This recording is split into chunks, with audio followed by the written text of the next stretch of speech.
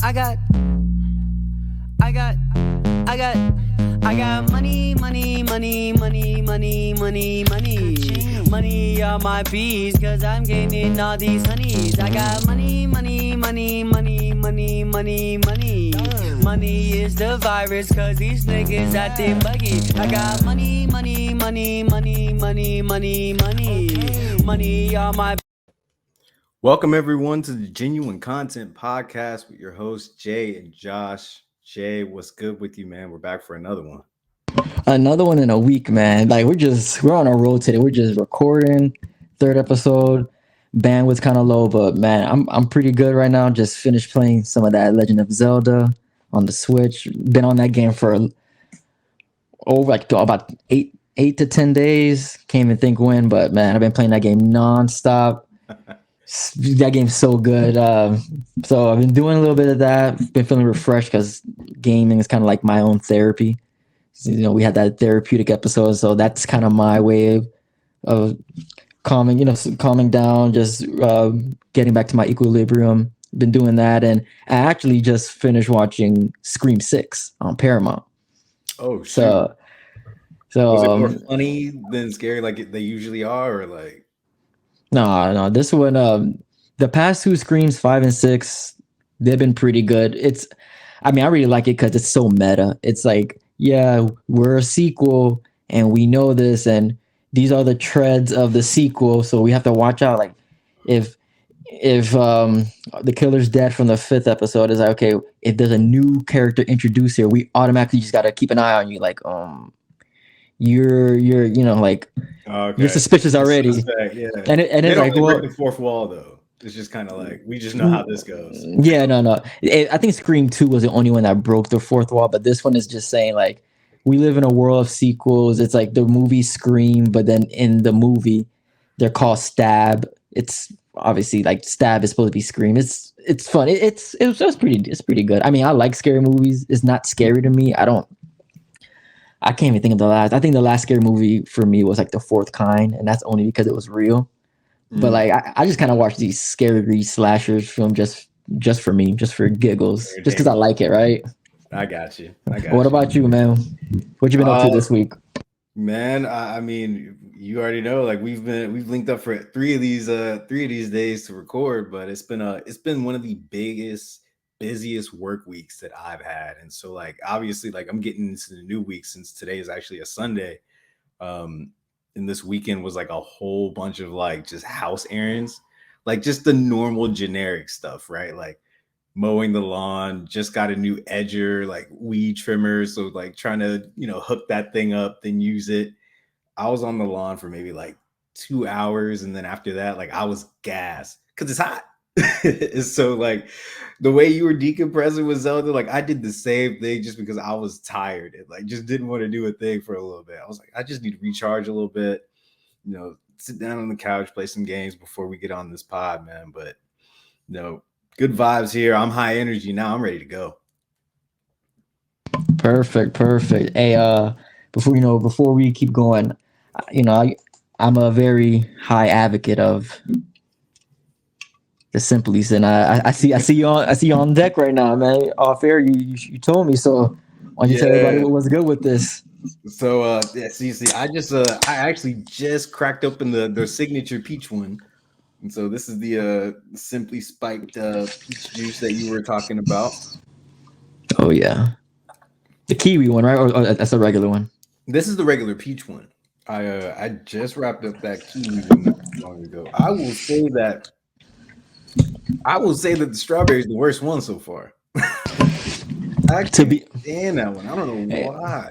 Hey, you know what? To be fair, you might be a little biased on this, only because back in our days, remember the margarita Bud Light thingies? Remember we used to drink the strawberries? Man, I'm biased towards strawberry stuff though. But that was just triggering because I think the last time I had that was that one night we had, and it was because of strawberries, and I never touched it ever since. Yeah, man, no, that worst headache like ever. Oh yeah, it was like 12, 13 some odd years ago, something like that. Man, that was just insane. After college, it was during college and after. Man. Yeah. You remember when we went? It was a wedding weekend, and we went out to the club. I think the night before, and then we was drinking it, and we just like decided to throw it away because like whatever, like we're going to the club anyway. And I remember we came back to your car, looked down, and all you saw was sugar Yeah, the right by. It was glisten, like it was shit disgusting. left over. I was like, so everything else dried up around it. The alcohol's And gone, like, right? yeah, But the sugar's exactly. there. That's how you know it was like old school Kool-Aid. Like you just have the sugar on the bottom. You just have to stir it up before you pour it or It's something like that. disgusting, It was man. nasty, man. Like I was like, I can't do it. But But yeah, I don't I know. mean, I'm with these. I still think these are a little too sweet for me personally. But but this is perfect for the summer though. Like these are just like imagine at a cookout, someone just brings some of these, one or two, one Hey, or two, one or two as a pregame before someone brings out the hard liquor, the good stuff. fair enough. Like Fair enough. these are definitely not. You're gonna chug these because No. You gotta be mindful these days, I man. would say because you haven't had the mango yet. The mango is the best one. I was talking to my cousin's boyfriend, and he was like, you know what? The mango is probably a good chase for like a rum or like a See, that's cognac. that And stuff, man. You can't he be a adding drinker fade though. to fade. He Can't a be adding drinker though. fade, man. That will get you. But The hey, you'll definitely have days where you're laughing your ass off, like later in life, hey, right? the last time we mixed liquid lick is the infamous Moscato Loco. Woo. We really did some dumb things back in the day, man. Like, Stupid college kids, man. yeah, doing stupid college stuff. But we had a blast, a lot of laughs, some good times.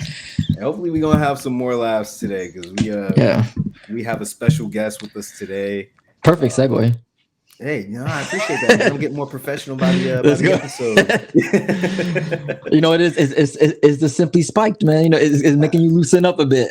Hey, you know what? Maybe yeah, I'm a little bit more charming right now. I got more charisma in my game. But we're gonna have a few more laughs. We're gonna talk about just the laughing culture, right? We're gonna go back a little bit to a past episode. We actually talked a lot about comedy. We talked a lot about art, and Episode 2, cancel you softly. yeah. And so now we have a comedian on to actually talk about their life in comedy, with the twist, because there's much more to it than that. But without further ado, let's have her on. Welcome, What welcome up? here. What's going Hey on? guys, how's it going? Hey, you're vibing Good. out here. How about I'm yourself? here. Good. I'm What excited to you? be on. Thanks for having me. Thank you for being here. So, before we put you in, I saw you was drinking a little something. What's in the cup today? Oh, yeah, I was gonna go get a drink, but by that I meant tea. Hey, Ah. Because I'm old Dang. and I'm tired, and I was just like, I need a Hit little bit us of with the pump fake. I'm like, oh, she gonna join us. Yeah, we're like, yeah, do your No. thing, do your thing. That's all right. That's all right. Well, Ash, we are delighted to have you today. So we'll give you the floor to kind of introduce yourself, what you're doing these days and what the vibes are like. All right. So Ash Cash. That's not my real name. That's my stage name. My real name will be a secret for now. I'm kidding. But yeah, I'm on here because I do comedy, and that's what you guys are interested in. But that's not all I do. I actually went to UF around the same time you guys did. Go Studied, Gators. yeah, go Gators. I studied engineering while I was there, so I am an engineer by day and a comedian by night. So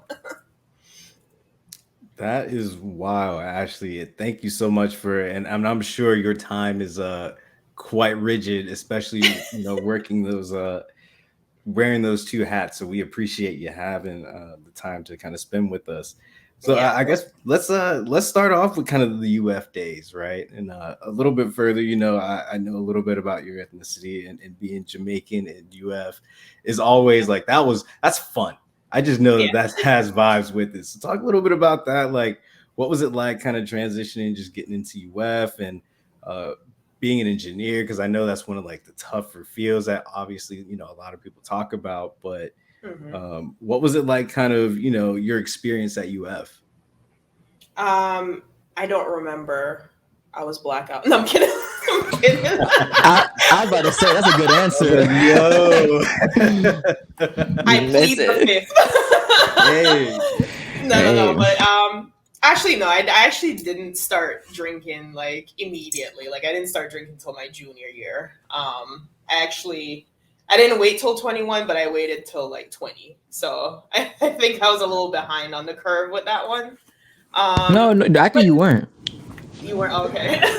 I didn't start till like 19, and then one of our friends didn't start till like 20. So yeah, I just remember my roommates drinking Arbor Mist.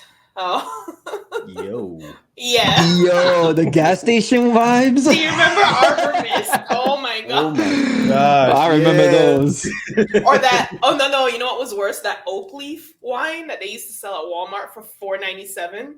I don't know if you guys know that one or not. I'm very concerned that you remember the price. Like, so funny story.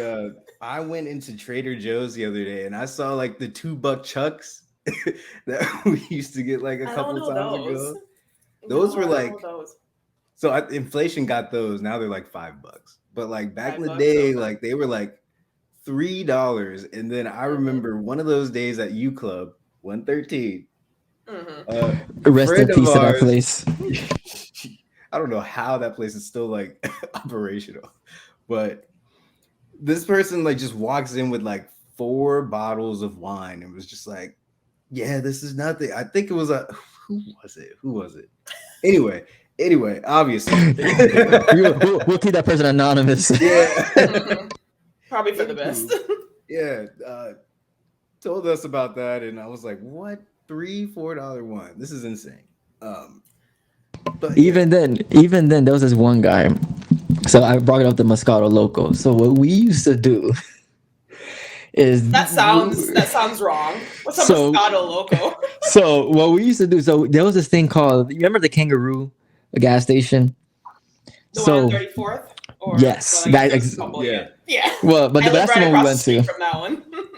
So when this was definitely our senior year, and they had something called the Rue Cup, where you'll get like whatever, like something like this, right? Oh, the refillable stuff. Yeah, for a quarter. Yeah. For a quarter. Mm-hmm. So we used to, me and Josh, what we used to do is like on Fridays we'll go like fill it up with whatever our alcohol of choice is, and then we'll just go there. Hey, here's a quarter, and put the slushy in it. Yeah. And then it was a pool party one time, and then we did that, and then a friend that we won't name was like, "Hey man, what y'all sipping on?" So it was like, "Oh, whatever our cheap drink of choice was that day." He was like, "I got something better for you. It's called the Moscato Loco." It was like, "Oh, what's that?" He was like, "Get yourself a peach Four Loco and get a Moscato and just mix it." He was like, "Why would we do that?" He's like, "Trust me. You don't need to mix anything with Four Loco." So we did that for a whole summer, and that summer was a blur. That was some rough stuff. And mind you, like that was the first time I'd had a Four Loco since like Four Loco like first came out, and like everybody was just. Was this after they changed the recipe? Like it was after it initially came out. It was not the initial. The initial. I had the initial. Oh, okay. Then, I didn't like the post, like the AD version. Oh, I didn't have the uncensored version. That was that one. I did a half a can, and I blacked out. Like I was at the pool, drank half a can. I woke up in my bed. I don't know how I got from the pool to the bed. That's college. That type of destructive stuff. Yeah, like I don't know what they put in that to make it. Maybe it was the extra caffeine and like all the like the uppers with it, but nah, they loaded it up way too bad. It was that was some dangerous stuff. Yeah, for sure. But so you go the engineering route. So what was like your initial like interest in engineering? Was and I'm Ghanaian by descent, so like I kind of get the vibes of like African parents or Caribbean parents that almost like steer you into a direction, like medicine, engineer. It was half, because it was half that. Because I think I've always been interested in some kind of performing ever since I was a kid. Like I was on the choir and I used to love to do like little skits with my friends when I was a kid. But obviously, like in a Caribbean household, that's not a real career. So, but in high school, I really liked drafting and I liked physics. So I figured Okay. those two together. I think I initially wanted to do architectural engineering, but Mm. they only offer that in Miami, which was like a private school. So I think I just ended up with civil. That was like the closest thing to it. And that's how I ended up in civil engineering. It's not that I didn't enjoy it. Like I do like the idea of like designing these buildings and doing all this stuff. But I feel like I always kind of like suppressed this artistic side of me the entire time. But that's how I ended up in engineering. Is I was really good at math and physics. I liked my drafting class. Architecture was always really interesting to me. My dad was a draftsman, so I was around that as a kid too. So yeah, that's how I kind of ended up at UF with the engineering degree. And what years did you go? 2007 through 2013. So I did bachelor's and a master's. Small world, and we was there from Yep. 09 to 13 and didn't even Yep. meet. The whole time. That is crazy because like UF is such a big place, but even like Yeah. even the Black community like is relatively small. Like Yeah. usually like people know everyone, and so like but sometimes you yeah. have like one or two people who I just, definitely like, knew all the Jamaicans for sure. there you Yeah, Josh, you were right because like if you think about the Black community and just like the Hispanic community, like so for example, you had like me and Josh were both Kappa, so we're part of like the Divine Nine. So you have those fraternity sororities, then you have the MGC, the Multicultural Greek Council, so like Hispanics and like Asian and such like that. And it's like Mhm. they were small, but I feel like we all knew each other at the set when the set was a thing. Oh For yeah, anyone who don't know, Turlington the set Plaza. was lit. Yeah, you Is it actually not had some called? like real live times, especially like your Is it early not years. called the set anymore? I mean, it is, but like for It people who is. don't know, like it's Turlington Plaza. Oh, yeah. But yeah, you had some good moments then, because I always heard about like the year or two before I came on campus, and that was the real set, and that we never really experienced that. So Yeah. give us a quick elevator about what that vibe was like. Like what was a Friday? I don't know, maybe like late afternoon or like Man, early it happened. afternoon, like It, class def- is it, over. it definitely happened at noon, man. Like, because even Yeah, now, yeah. even when we Yeah. were there at noon, it was like popping. Yeah. I mean, I know like we do like the main reason that we'd be out there is like doing the tabling, trying to like promote our clubs, events, and it would just be just all the different groups have their tables and we'd hang out, do all this stuff, just have a little break in the middle of the day. And it's like everybody passes through the set because that's like the center of everything. So, it was pretty chill. Yeah, Josh, it was definitely. I remember like during preview, and some of my like preview staff was like Greek, so I was like, I knew a Lambda and I knew an Alpha, and it was like always telling me like, yeah, man, the set definitely go there like during. He's like, especially during the summer, because the summer, you only really have two classes. Like, definitely go there, meet everybody. I met a lot of people that I knew now from the set, Yeah. just hanging out there. Yeah, It was like fun then. that was the penultimate words of wisdom. Like as soon as you went to a preview or something like that, they were blasting it. It was like market. It was like marketing Yeah. 101. The set. Like you gotta go do it. Vibe out and hang out, meet people.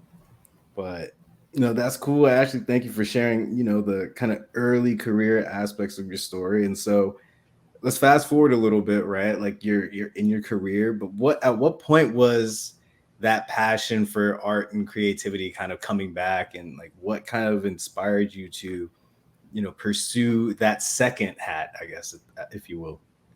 Yeah, it was pretty much right after COVID. Kind of, we were locked down. I was working from home, and it was just like, I need something else. I need a hobby. And at that time, I was getting out of like a long-term relationship, so it's like, I'd been with that person for 8 years, and you realize how much free time you have when you're single, like because you're not trying to spend time with someone else, and it's just like I'm home. I can't go out and hang out with my friends. Like I'm working from home. I don't have like a significant other that I have to worry about. So let me see what else I can pursue, stuff like that. And I did other stuff like I bought like a guitar, I bought a piano. I was trying to learn like different music stuff. I was trying to teach myself like have like singing lessons. I did voice acting classes. I did regular acting classes, and I ended up doing a stand up class. And it didn't initially like click, but then a few months after I took that stand up class, I ended up going to an open mic, and I really enjoyed it. And then I just kept going with it after that. Like I didn't put a lot of pressure on myself because I was like, I have a job, and it started out as a hobby, but right now it's like turning into a passion. And sometimes I'm like at a point like I want to consider like how far do I want to go with this? Do I want to like do a career change? I'm not there yet, but it's like, it could be something that happens in the future for sure. That's what's up. So was comedy something that you felt came naturally to you? Like amongst your peers, would you consider yourself the funny person? Um, I think among my close friends, because I think I'm naturally a shy person, and I think with people like in a general crowd, I'm probably going to be quiet. But I know Mhm. around like my friends, like the friends like Stephanie and them, like they always thought I was funny. But I thought it was just like, oh, you're my friends. Of course, you're gonna laugh at my stupid jokes. Mhm. Um, but I've always been obsessed with stand up comedy. It's something that's always gotten me through a lot of tough times in my life. Like anytime I'm going through something bad, I'll just like watch like stand up comedy marathons. Like when I was a kid, I watched a lot of like Comic View and Comedy Central Presents. They used to have these marathons, and I'd just sit down and watch them all day. Like I could not get enough of comedy. And anytime any new Netflix special or HBO special came out, I'd like watch it immediately. It didn't even matter who the comedian was. I just love watching people do comedy. I love the Shaq All Stars comedy specials. Like he always brings the best comedians. Yeah. They had some heat. Jay, I've seen you chomping at the bit, man. You've got some follow ups. I don't want to take the whole floor for now. No, go ahead. Actually, let me go by this.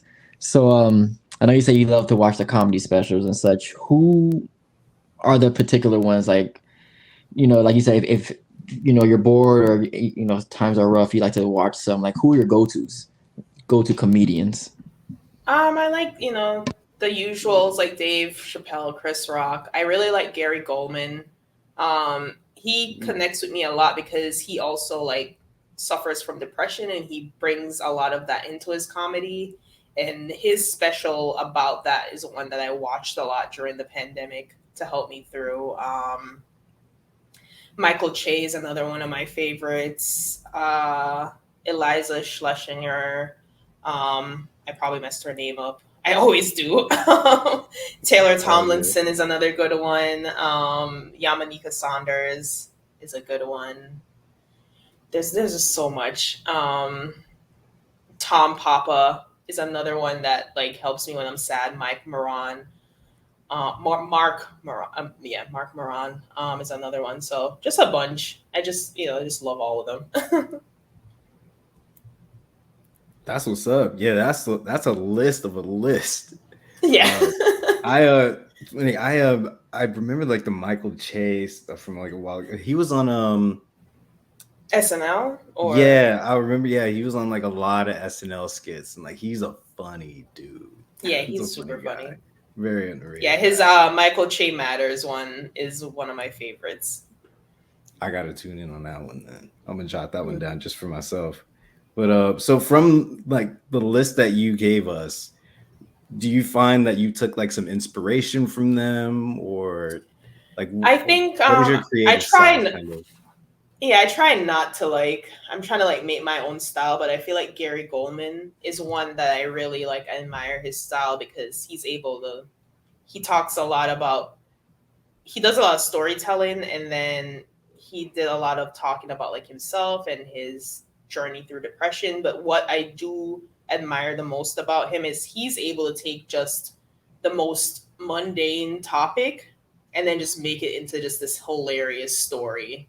Like he has a whole bit on just like different types of cookies, And it's like you wouldn't think that there'd be so much material in cookies, but he just like the way he paints a picture is so amazing and just so impressive to me that I like that, because then it's just like it gives me hope for like unlimited material, because a lot of my comedy is about my life, and I'm just like I'm gonna run out of interesting stories to tell eventually, but he gives me hope that you can literally just take a random thing in your day and just make it funny and find a way to craft that. And I feel like that's a really good talent, unique talent to have. It's impressive.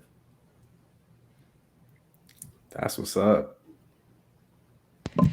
So one question I think Josh is going to go to this is, you're doing this, like you said, on the side, right? But you're considering maybe potentially this could be a potential career change. So how do you quote unquote wear both hats? Like how do you by day engineer, by night Ash Cash? Like how does that balance work? Well, right now I still work from home, so it does make it a little bit easier. And honestly, like the stand up, it's everything's at night. So it's like I feel like before, when I, did work, it's like I finish work and I go to the bar and do something. And it's kind of the same idea, but just now when I go to the bar, I'm doing comedy at that bar instead. So it helps, like it just keeps me, it gives me something to like, change the focus of my brain, because in the day I'm just doing a lot of analytics, a lot of emails, a lot of very, boring kind of stuff. I mean, I still like my job, I'm not gonna say, but a lot of it is very repetitive. So comedy kind of like lets me use the other side of my brain, which I really love. Like I get to kind of get those both sides of my brain active and working. And that's one thing I always want to do, is just keep my brain going, because it's like my biggest asset. Cool. So kind of marrying the two, you find a way to comedy is really not a tiring experience for you. It's almost like a complimentary and maybe additive. Like it kind of Yeah, keeps you going in some way. because for me it is a hobby. I hate to call it a hobby because it's people's careers. So I'm not trying to like put it down, because it is a career, but for me right now it is a hobby. It's something that I do that I really enjoy. Like I've never had to go do a show or had to go to an open mic or had to write a joke and I felt like, oh God, I gotta go, like I'm tired, I gotta go do this. Like it's always something I look forward to at the end of the day. And it's like a relaxing thing more than a job for me. So it's like I don't see it as like a second job, even though I do get paid for it. But it's like I don't really see it as a second job. I just see it as a hobby that I just happen to get paid for. Something about those passion projects, right? Like Yeah. I know that's like the new buzz term, right? Like your passion project. Like whenever you get a chance, you follow this instead. But Isn't that what we're doing, Josh? low key, yeah. Yeah. Actually, you might be our inspiration to potting. Then I'd heard about your transition. Well, I don't want to even call it transition, since it seems like it's an addition now, as opposed to just a swap. But I thought that was quite remarkable to go from like engineer, like you said, like very analytical type of career occupation, to a very let loose style, and just kind of be you, do you, and share it with other people. Like that is just awesome stuff. It's funny because she's she's doing like one job is like left brain, the other job is right brain. Like she's using both sides of her brain daily, essentially. Sure. Yeah. There's definitely some overlap that I never even thought that would help me out, because one thing when I started comedy, a lot of people always told me I had good stage presence. Not the best, but like I had like more of a stage presence than most other people who go up there, because usually when they go up there they're very like shy, or it's just hard for them to be on stage. And that part wasn't so hard, because in my job I was a training coordinator. I did business developments where I had to go to companies and like try to sell our company services and stuff like that. So I was always doing some kind of semi public speaking, which really helped me transition. It kind of like removed that barrier, which is a big barrier that a lot of people who start comedy have to get over. So that part of it I already had down, just being able to talk in front of people. Then the next part was just trying to be funny. I see. So, especially in like today's world, and I guess we can kind of transition into that point, Jay. Um, you would think that you have to be very selective about the content that you say or perform with, right? Like, Mhm. but comedy has always had that interesting place in how offensive can you be, Yeah. yet be funny at the same time. And then it's been an interesting field when it comes to like illustrating or highlighting a lot of social things that are going on. But I was curious in your experience, like, how have you had to navigate through that, or like, have you had to like check your own content at the door really quick, or like, what's that Um, dynamic for you? I don't really overthink it. Because I talk a lot about my life, so it's like, what could I really say that's gonna offend someone? I'm talking about me and my experience. Like, you can't Mhm. get offended by my experience, and if you do, then I feel like you're just looking for something. Because I feel like some people are like, I don't want to dismiss people's like concerns or feelings, but at the same time, like, these are jokes. If you don't like a certain comedian, just don't go to their shows, don't support their stuff.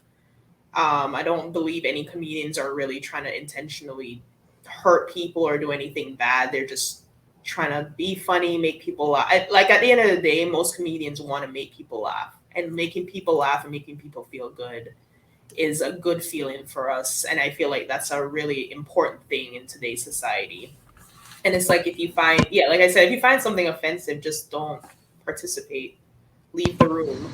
Um, and it's like, I get it. Like, some people say, oh, well, if you say this, then you're going to cause other people to think that it's okay, whatever. But I was like, I think just everybody just needs to have discernment when they're listening to certain things, and understand that comedians aren't politicians. Comedians aren't these people that you need to live. Like, you're not going to live your life off of a bit. Like, it's a bit, it's a joke at the end of the day. So, it's rough, but I don't know. I think you just have to take it one day at a time. So, how do you think does the comedy landscape has changed over the years? Because just think about, like, we talked about this off year, from the 90s to early 2000s, 2010s, and now we're in 2020s. The evolution of comedy, like, do you think it's going like for the better or not? Because, like, if I think of someone like Bernie Mac, who's very much a raunchy, very raunchy comedian, and I think you guys can agree with me. Whatever his comedy skits were in the 90s and 2000s, I think multiple communities would just go after him immediately. They were, whatever Dave Chappelle got, Bernie Mac will get that 10 times. Like, I think, Yeah. and I'm one who loves Bernie Mac. So, Mhm. and I understand why some people may think it's offensive, but again, I think comedy, I view comedy in a different landscape. But I guess I want to hear what you got to say, and I guess I'll go a little bit more about how I feel about like the comedy landscape. I think, honestly, I don't believe cancel culture is a thing. I think sometimes people get mad, and then those That's a people hot take. are. I like no. What I Whoa. think is the people who are upset with it are the people who are going to be the loudest, but the people who are okay with it are just going to sit in the background and enjoy it regardless. Because all it is that, yeah, sometimes like these people will make enough noise to where like a company like Netflix may be like, okay, we won't do a special with you. But like a lot of these comedians, what they end up doing is just releasing stuff independently, and their fans are gonna come to them regardless.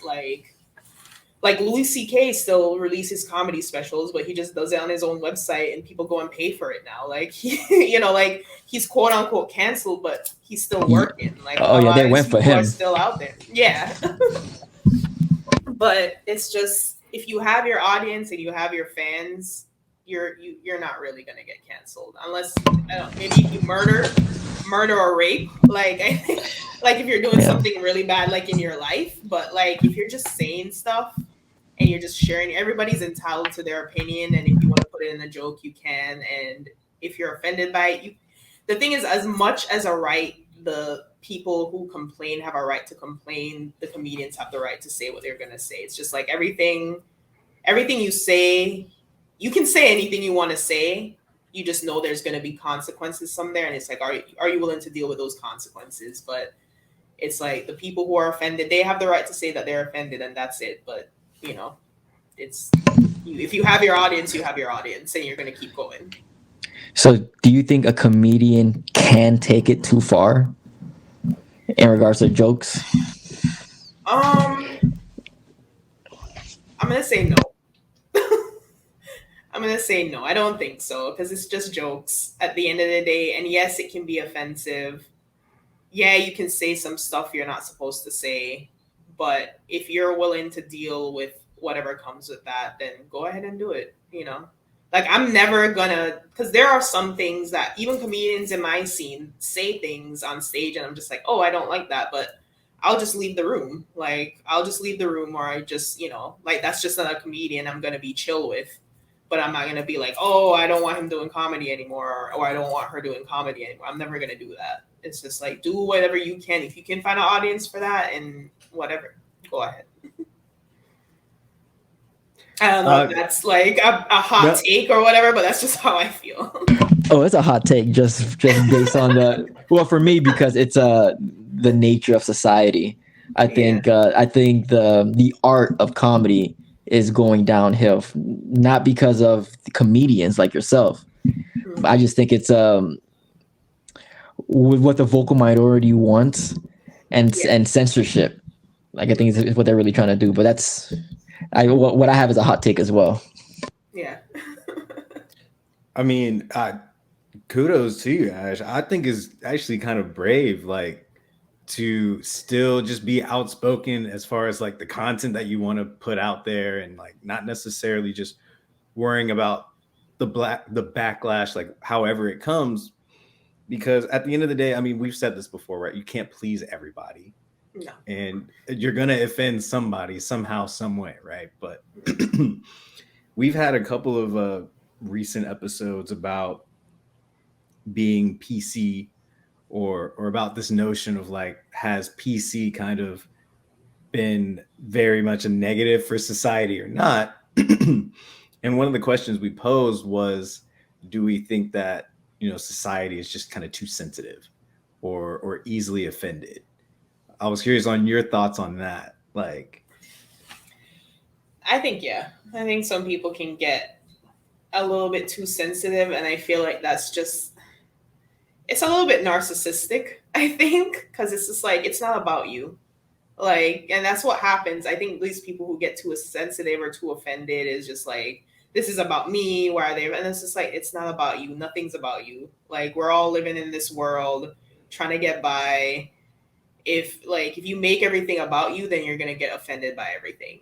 And what kind of life is that to live? Focus on what makes you happy, do the things that make you happy, and live your life. If comedy isn't there are just some people who just don't like comedy because of what people say and what people do. Don't go to a comedy show, go to a music show, go anywhere else. Like, it's not like we're forcing you to go sit down in the seat. It's not like we're forcing you to watch this. Just don't watch it. Don't listen to it. It's not that hard. Now you're going out of your way. You're making yourself miserable by doing that. And it's like, there's so much more to life that you can do to keep yourself happy as opposed to trying to like make other people miserable. I feel you. And I think even to add to that, like, I think people purposefully look for negative content, right? Like, you go on Twitter, you can probably find one or two statements that are probably offensive to you, and then you'll go chasing them again, and then your Twitter fingers will go, right? And social media will keep feeding it to you because people get caught up in negative more than they do in positive, and the algorithms notice that, and they'll feed you more stuff that's going to make you angry. And at the end of the day, that's, I'm not a conspiracy theorist, but it's just like, whenever we're angry with each other and we're fighting against each other, we can't actually get together and go against the powers that are actually trying to hold us back. It's kind of like the formula of like apartheid, where it's like, the whites kind of made the tribes of Africa go against each other, so they didn't come together to be like, hey, you guys are the ones oppressing us. They were too busy fighting among themselves, So it's kind of the same thing. If they keep Democrats or Republicans or PC versus non-PC, conservative versus liberals fighting against each other, then we're not going to realize, hey, like these billionaires have all the money and we're essentially slaves to the system. It's the good old divide and conquer trick. Sorry, I just went too much into it. It's all actually, if it's all good. Our last few episodes, like we go into stuff like this all the time, so like we Yeah. really appreciate those takes. Yeah, the real takes. Especially when the ones outside the box, ones that are like underneath the surface, because like it's really bigger than just simple Twitter fingers and you know just pointing out. Twitter is not a real place. Every time I get on Twitter, I'm like, what is happening? I go to laugh, to be honest. It's entertainment to me. It's full of internet thugs. Yeah, exactly. I have a like an example of like a Twitter thing that I was just like, this is ridiculous, where some girl tweeted about her morning routine and how she has coffee with her husband in her backyard before she starts her day and blah, blah, blah, blah. And you're like, oh, that's nice. Like, she's just sharing like a nice little thing. And then people started attacking her because she was just like, oh, well, I can't afford to buy a house. Or, oh, it must be nice that you can just like chill in your back.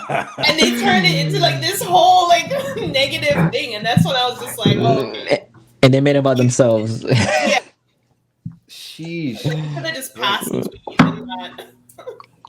I mean, so you really can find a way to spin it to the negative. Like Jay, we were talking about the Dave Chappelle clip and how that was just. I was gonna bring it up right now. Hey, well, the floor is yours, man. But that was like a flip, and then everybody just took it and ran with it, right? Like, no, yeah. So like the whole thing, like what Ash is saying about, well, she's right. Like I totally agree with like comedy. Like for the most part, if you're going to a comedy show, you know exactly who you're like going to see. It's like, you know, if you're gonna go to a music concert, you know who you're gonna listen to. You know the type of music they're gonna play. So if you're gonna go to a comedy show, you know the type of jokes they're gonna say.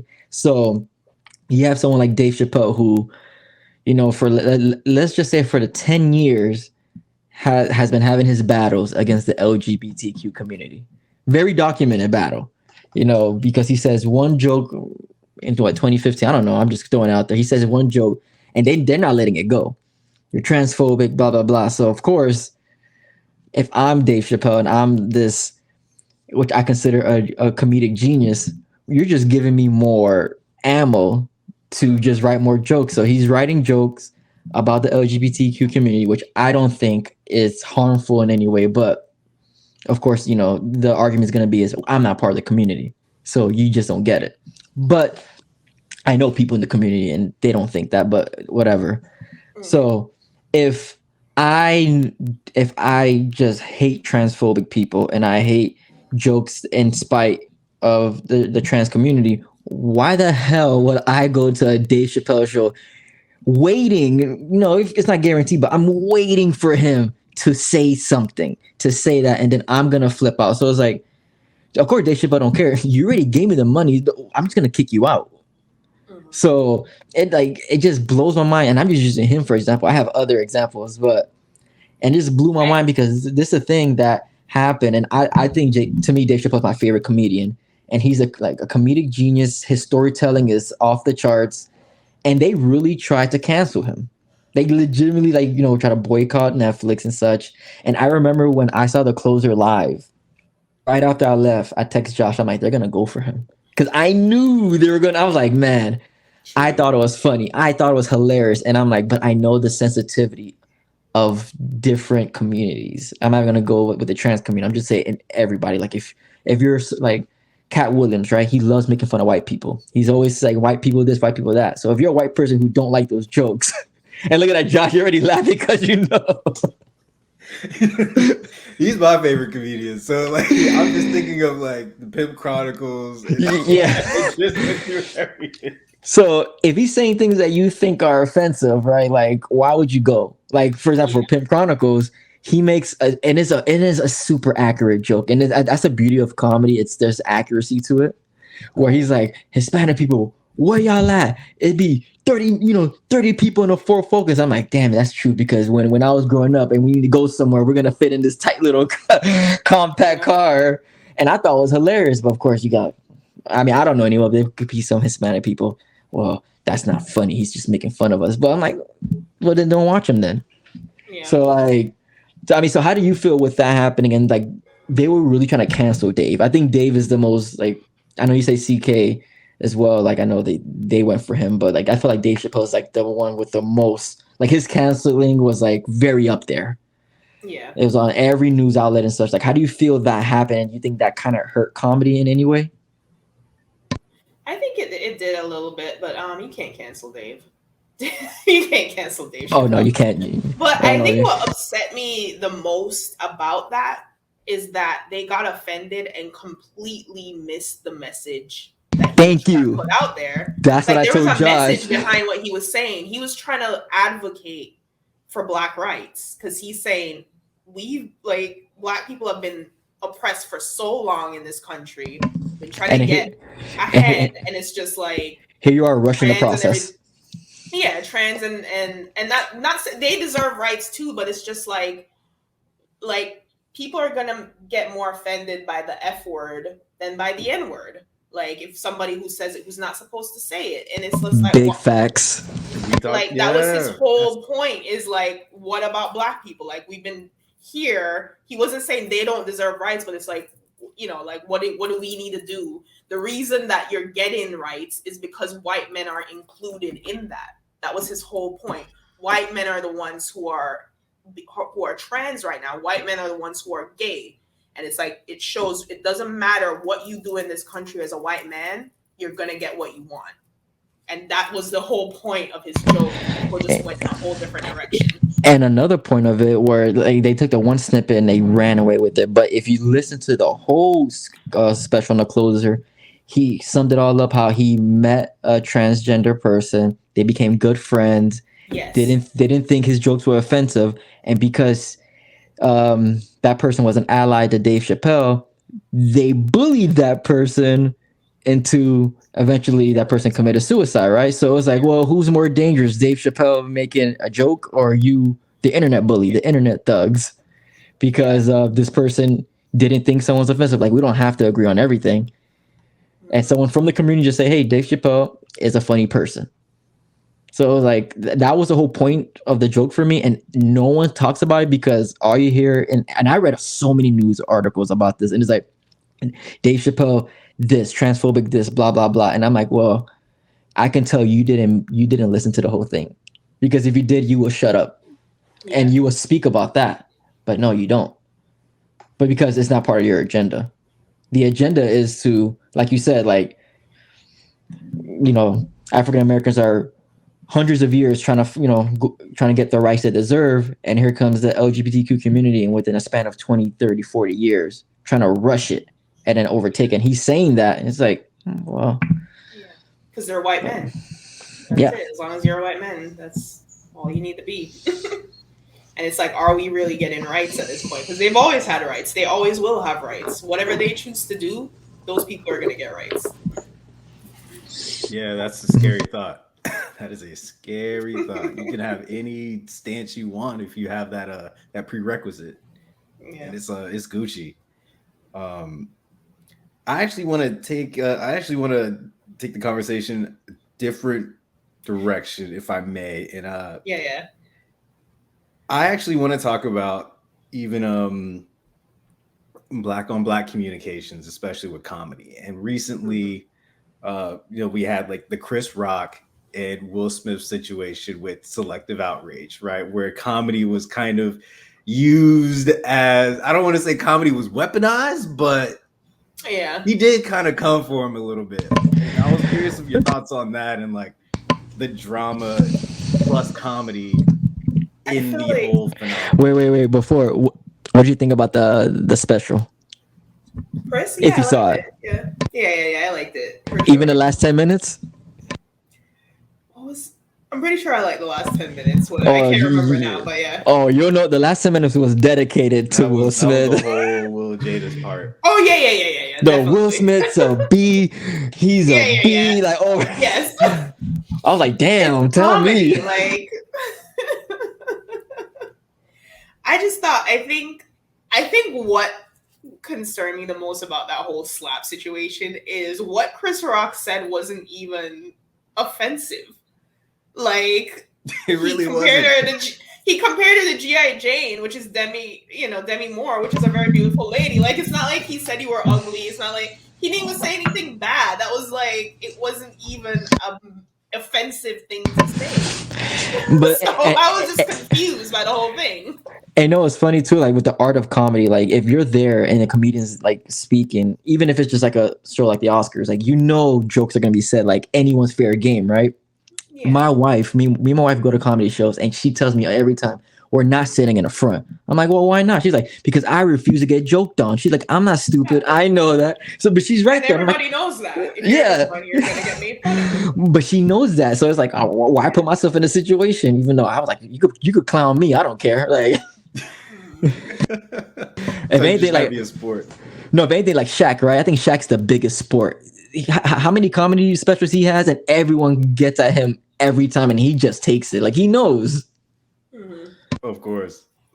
I mean, he's got thick skin. Like he kind of like adds to it, right? Like he's kind of the showman in the NBA, and he was for quite some time. So I guess you just kind of have to have that personality. But yeah, I was really curious actually what your thoughts were as far like that drama situation, because I heard a lot of like interviews from other comedians really congratulating him on winning through comedy. And I was curious if that was like a thing, like if yeah, as a comedian, I definitely, get where Chris Rock was coming from. But I guess like I said, at the end of the day, you can say whatever you want to say. You just know there's going to be consequences. And as a comedian, you know that there's a chance someone's going to get mad at what you say, and you just kind of have to deal with that. But then, on the Will Smith end, it's just like, if someone's telling a joke, just kind of like move past it. It's nothing personal. But I also get I get the idea of letting your emotions sometimes take over. And I think that's what happened in that moment where he probably just lost control of his emotions and did something kind of rash. And I get that too, because we're all human beings. And sometimes in the wrong situation, we end up doing something stupid because of our anger, because of our emotions. And, I don't like that they're beefing because I'm a fan of them both. And, I guess I kind of see it from both ends. I can see how your emotions can take over, and I can see as a comedian how you can make that joke and not think anything of it. But it's just like at the same time, I'm not either one of those people, so I'm gonna continue to watch stuff Will Smith does, and I'm gonna continue to watch Chris Rock specials. Like I'm not picking a side. Like they're like I'm just me. They're not my friends. Like they're not people I'm invested in. So. That's just how it is. Okay. So Josh, let me answer this question because actually just popped in my mind. And this is in regards to like the topic here about sensitivity. Do you think there's anything like out of bounds in regards like for a comedian? So because like the reason I asked that because I thought of this really funny joke is from Arnez J. Like he talks about his handicapped brother, and he's like.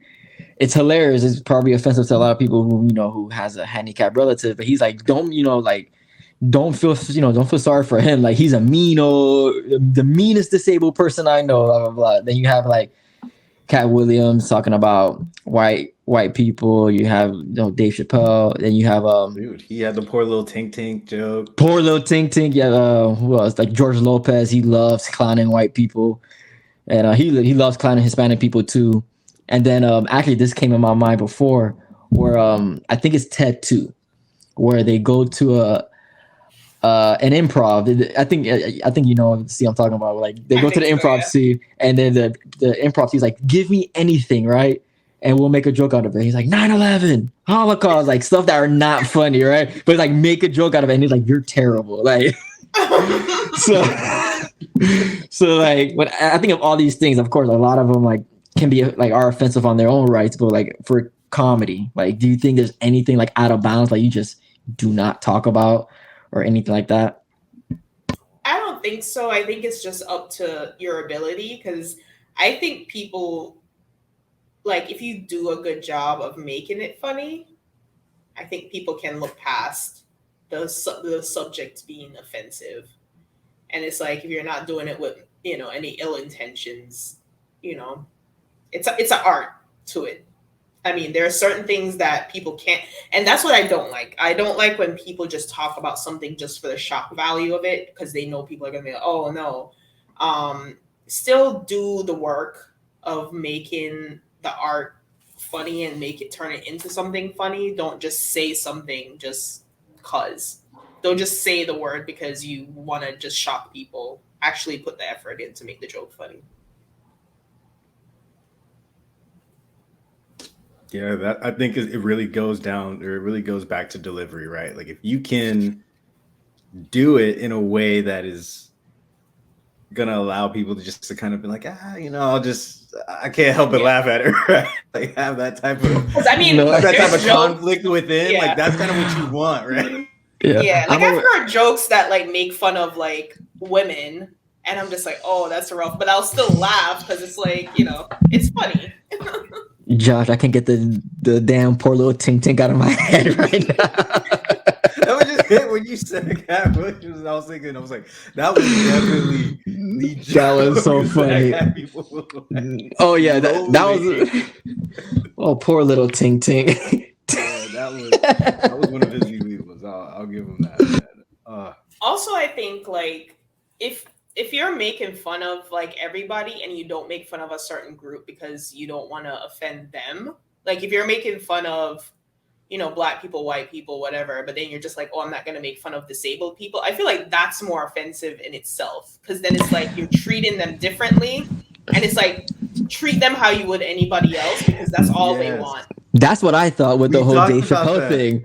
I was like, if anything with the transgender community, you should be happy he's making fun of you because like that means you're equal. That's part of the deal, right? Yeah, like if you are a recognized community, then you get cracked on. Like that's just how it works. If you're not, then you should be a little bit concerned. That's more of a yellow flag or a red flag than anything else. Yeah. Totally agree with you there, Ash. But then I think, Josh, that goes back to the whole like sensitivity of this world, right? Like you just remember growing up where like you just used to make fun of people. It was like you just get clowned on. It is what it is. Like you knew like you was a good sport about it, and I feel like that goes away. It has gone away. Mm-hmm. I guess. Because the people I make fun of the hardest are the people I'm closest to and the people I love the most. Because they know I love them, so they're not gonna, that's just how it is. That's how I show love.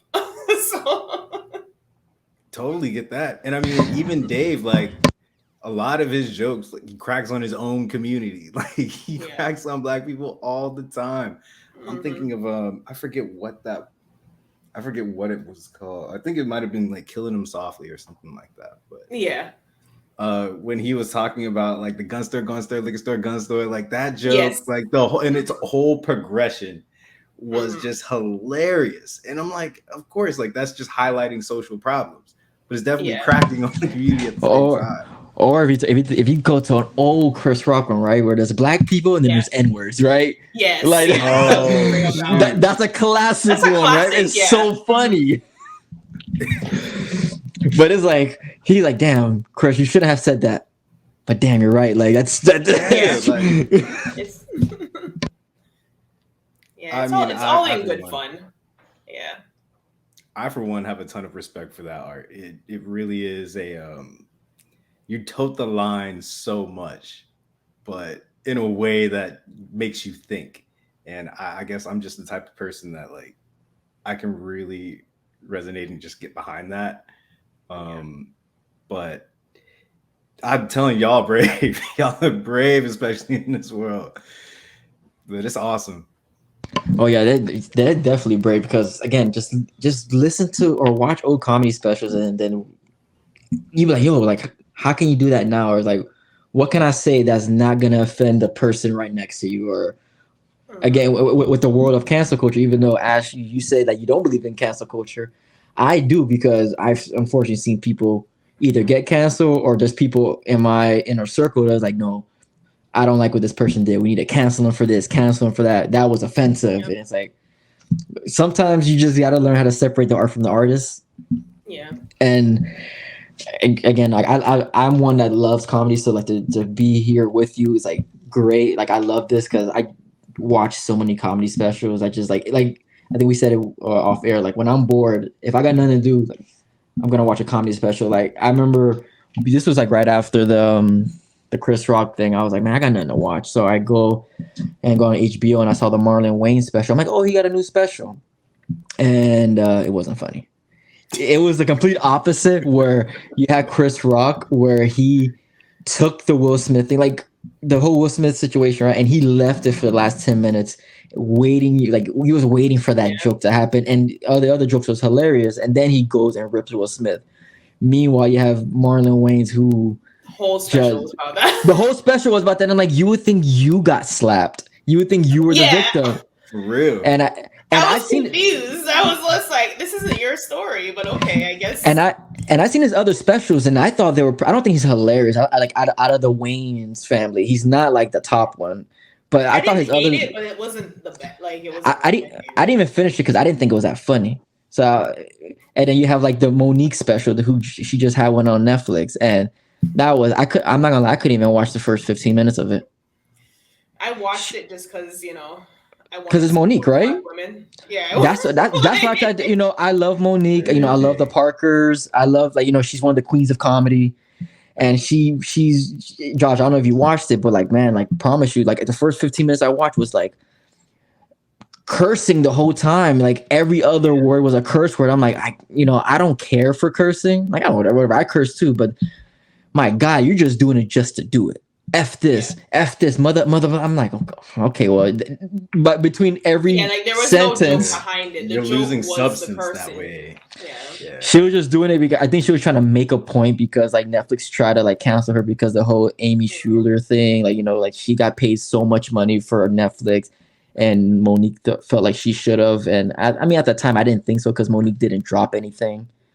And she's like, well, it's because, you're suppressing me. It was like, well, Dave Chappelle just got like a three special $100 million. So it's not a race thing, because that's what she was trying to say. And then I think she like held out for so long against, now she has a Netflix special. So it's just like, now I'm really going to just show off and do whatever I want to do. And I think it was at the expense of the show. Yeah, she didn't even, and I think because it's like she made a big fuss to get all this money, and then she didn't really release something that was worth that. And she didn't even tour. It's like most of the comedians will tour, try out different materials, see what works, see what doesn't work. She just did this one tape, and that was it. And I was just like that Chris Rock special, the one with the Will Smith thing, that wasn't the first time. Like, I listened to a lot of radio shows, and they would say, like, the radio host would say, like, oh, like, I heard these jokes already. So like they knew that this was Chris Rock practicing for the Netflix special. So they knew the Will Smith joke was happening. Yeah.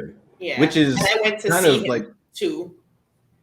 Which is kind of standard, right? Like you go on tour, like you try out your jokes, you make sure that people don't have their phones, so they can't like Dave Chappelle, make sure you don't have your phone on you. My God, bro, like I saw more like security at a Kevin Hart show than I've seen anywhere else. I swear. I was like, they have you lock your phone up now. That's genius. No, yeah, like Dave was the one that started that. I think all the other big comedians do. I had to lock my watch. Like, I'm like, I can't do anything with my watch because a smartwatch, you have to lock it up. So like, imagine you're there waiting, right? I'm waiting for Dave Chappelle, and I'm like, I have nothing to do. And this is when I felt like I had a problem. Like, I felt like oh damn, what's the crackhead in the Chappelle show where he's like, I need my phone, right? Like, I think Dave Chappelle wasn't that bad because I had someone with me. But when I went to go see Chris Rock, like I was by myself and I'm just sitting there in the empty theater, just like with my thoughts. And I was just like, when this show's gonna start? Yeah, it has to be something new, because I've seen like Gabriel Iglesias, I saw Cedric the Entertainer, George Lopez. I saw them, and like I saw one in like when it was the AAA at the time, so it was a big arena. And then I saw like at the Improv, so a little smaller, intimate. And both times I didn't I had my phone with me. So it's like, this was just happening. You're right. I think Dave Chappelle started because he knew I'm not going to say these jokes for free. Yeah. If you're going to cancel me, at least try to pay for it first. Yeah. I think that's why he did it, because he knew he was going to be saying some offensive stuff, and he didn't want it to get out of context from people until he actually got to release his special. still did at the end of the day. Yeah. It still kind of did. Which I mean, I think that's kind of part of it, right? Like we said before, like you just kind of give someone potentially more ammo to fire off, but that's neither here nor there. Whatever he wants to do with it, by all means. But actually, like this has been an episode of laughs, big time comedy. I thank you so much for taking the time to, be with us and share your experiences, share your thoughts on comedy, the art itself, especially how it is in today's society. Like, we really appreciate you hanging out with us. Thank you. Thanks for having me, for sure. No, I definitely appreciate it. Again, so as someone who loves comedy, this is great to hear the comedic point of view of it, because I know it's a hard field to be in. It's like comedy is almost like a dying breed at this point. So I did want to ask you something, Ash, before we start kind of the wrap up. I noticed something like on IG, like you're always pubbing like a national something day. Like, oh yeah. Talk to us about that. Like, Jay, I know you're not on IG, but like it'll be the most random National Awareness Day. And like she has it on like this new, like it's not a status thing. The notes. Yeah. Notes is what they call it. I don't know, because that notes thing came up and I was just like, man, this is like another, like, do we need more statuses and things to write? And I was just like, you know what? Since it lasts 24 hours, I was just like, I know, because they do it at my job, actually, because we have like these morning meetings and they'll go over like today's national whatever day, because there's something for every day. And it's just a website I go to and they'll have like 5 things for that day. And I was just like, this will be cool just to, that way I have something up all the time. Because like as a comedian, they're always saying like you always have to have something on all your platforms in every way. So I just try to like keep everything up, because at least in the notes thing, like you're in the forefront if you have a note up there and people will see you, whatever. So I was just like, well, there's something every day, so I'll just do that, and it's just like a quick, easy thing, and it's just fun. Jay, we need to get some podcast notes. I'm saying, man, that's a good idea. Yeah, those are hilarious. Like I'm thinking, because when you go in there, you see them, and then yeah, like you'll see. Oh, some people will have like, oh, our new reel is up or new episode launched, and you'll, it's kind of like a status to everyone of what's the latest thing with you. Hey, Josh, take some notes, man. Yeah, no, I'm gonna start that. It's already here. Like notes, episode out, like EP. Yeah, let's go. That's perfect. Yeah. Yeah.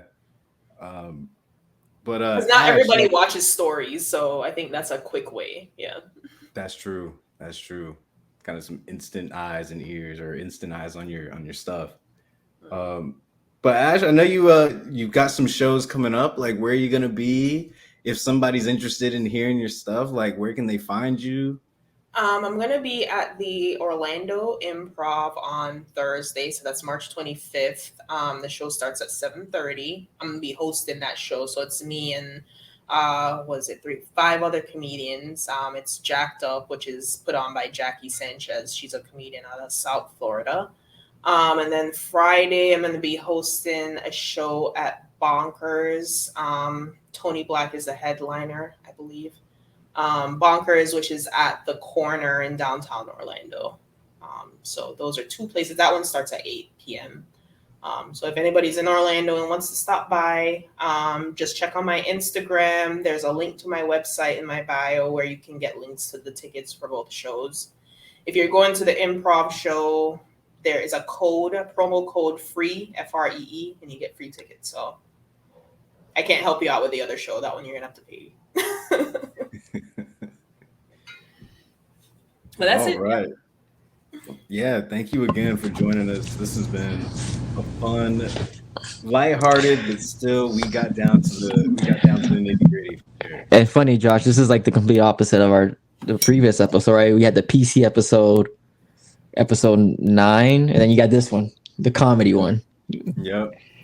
It all comes full circle, right? Like, life is meant to be enjoyed, entertained, right? Like, you can't just be, walking on eggshells each and every day. I think that's kind of the big takeaway from this as well. Like, loosen up.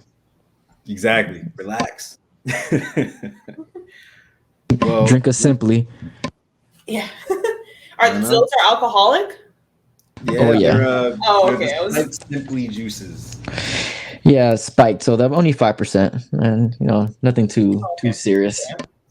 Yeah. Yep. Cool vibes. Cool Still vibes. for loco. Especially for the summer. Oh, these are better than Four Locos. Oh my God. Never again. No, too old for that one for sure.